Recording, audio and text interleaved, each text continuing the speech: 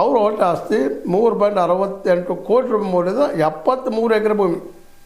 ಎಷ್ಟು ರೀ?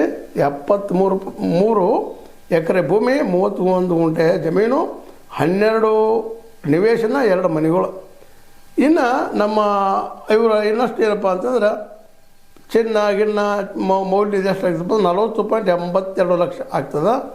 ವಾಹನಗಳು ಒಂದು ಅಂತ ಚಿನ್ನಾಭರಣಗಳು ಒಟ್ಟು 4.9 ಕೋಟಿ ಒಟ್ಟು ಮೌಲ್ಯ. ಹಿಂಗೆ ಈ 3-4 ಜನ, ಮಾರುತಿ ಯಶವಂತ ಮಾಳ್ವಿ ಆಗಿರ್ಬೋದು, ಡಿ ವಿಜಯಲಕ್ಷ್ಮಿ ಅವರಾಗಿರ್ಬೋದು, ಮಲ್ಲಪ್ಪ ಹನುಮಂತಪ್ಪ ಯರ್ಜರಿ ಆಗಿರ್ಬೋದು, ಶ್ಯಾಮನೂರು ಮಾರುತಿ ಕಾಂಬ್ಳೆ ಆಗಿರ್ಬೋದು, ಇವರೆಲ್ಲ ಇವರಿಂದ 19 ಕೋಟಿ ರೂಪಾಯಿ 19.20 ಲಕ್ಷ ಕೋಟಿ ರೂಪಾಯಿ ಸಂಗ್ರಹ ಮಾಡಿದ ನಮ್ಮ ಲೋಕಾಯುಕ್ತರು. ಭಾಳ ಒಳ್ಳೆ ಕೆಲಸ ಮಾಡಿದ್ದಾರೆ.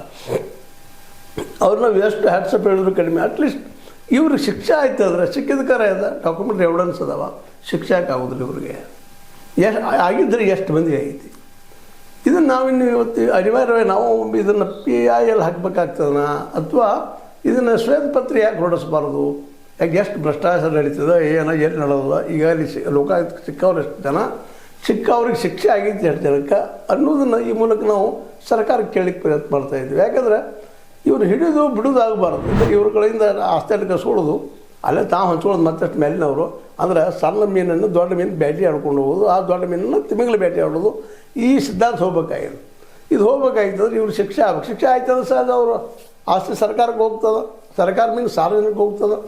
ಮತ್ತು ಅದ್ರ ಜೊತೆ ಅವ್ರು ಶಿಕ್ಷೆ ಆಯ್ತು ಅಂದ್ರೆ ಉಳಿದವ್ರು ಭಯ ಪಡ್ತಾರೆ. ಅವತ್ತು ನಾಳೆ ನಮಗೆ ಹಿಂಗೆ ಆಗ್ತದೆ, ಅದಕ್ಕೆ ನಾವು ಈ ಭ್ರಷ್ಟಾಚಾರ ಬಿಡಬೇಕಂತಾರೆ. ಆದರೆ ಅದು ನಿಲ್ತಾನೆ ಇಲ್ಲ ಭ್ರಷ್ಟಾಚಾರ.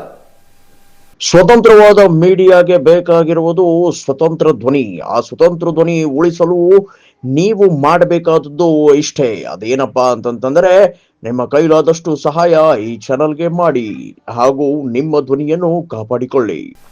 ಮಾಸ್ಟರ್ ಹಿರಣ್ಯ ಆಗಿರ್ಬೋದು, ಅದಕ್ಕೆ ಪೂರ್ವದಲ್ಲಿ ಆಗಿರ್ಬೋದು, 11ನೇ ಶತಮಾನದ ಸಹಿತ ಭ್ರಷ್ಟಾಚಾರ ಅನ್ನೋದು ನಾವು ಕೇಳ್ತೀವಿ ಆಳದ್ದಲ್ಲೇ. ಈಗಂತ ಕೇಳುವಾಗಿಲ್ಲ. ಭ್ರಷ್ಟಾಚಾರ ಇಲ್ಲ ಅಂತಂದ್ರೆ ನಂಬೋದಕ್ಕೆ ಅಷ್ಟೇ ಅಂತ ಪ್ರತಿಯೊಂದು ಕೇಳು.